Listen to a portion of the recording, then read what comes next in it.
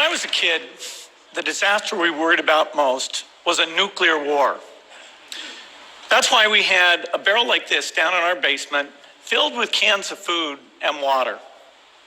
When the nuclear attack came, we were supposed to go downstairs, hunker down, and eat out of that barrel.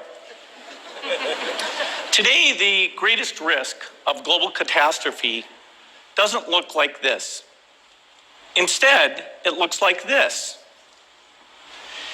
If anything kills over 10 million people in the next few decades, it's most likely to be a highly infectious virus rather than a war. Not missiles, but microbes. Now, part of the reason for this is that So if you're constantly, radiation also lowers your immune system. That's why when you get radiation and you're sick with cancer, it kills everything inside you. And hopeful that your flora in your system kicks back in and rebuilds. It's an atom bomb constantly as they put radiation inside your body or they target it to an area. So part of what she's saying is partly true. And they're going to keep connecting the dots, right? They're going to have these... I don't know about that. Keep connect. Yeah, well... I don't know about that one. Well... I'm not going to co-sign 5G cell phone service. I tell you this. And when coronavirus. that 5G hits...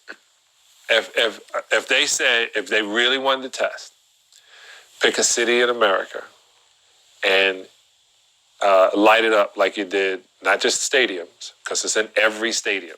That's another thing, let me explain to you. Every single stadium is hooked up with 5G now. Verizon is in every single stadium.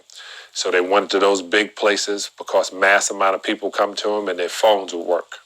So they can tweet during the game, they're not being blocked.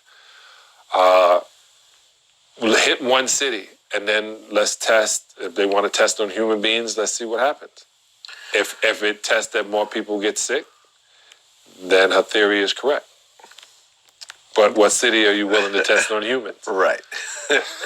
Well... Who do you think we are, China? Yeah. Well, I'm sure they're testing on humans over there.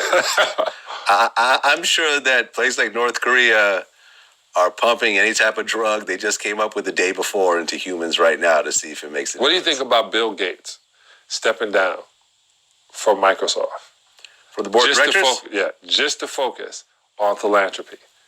And he comes out in 2016 with pandemic. Puts it out and he goes, I'm just going to focus on this. And now he steps down last week. Yeah. Well, he had stepped down from the CEO a long time ago, but he just stepped down from the board of directors last week. Exactly. Yeah. Why? I guess to focus on this? Yeah, he must have known something because 4 years ago, not only did they forecast it, they had pictures of it, they had a narrative to go with it, and they filmed it. So if 4 years ago, he was 4 years ahead of the game, we need to watch what he's doing. Oh, yeah. Now, Bill...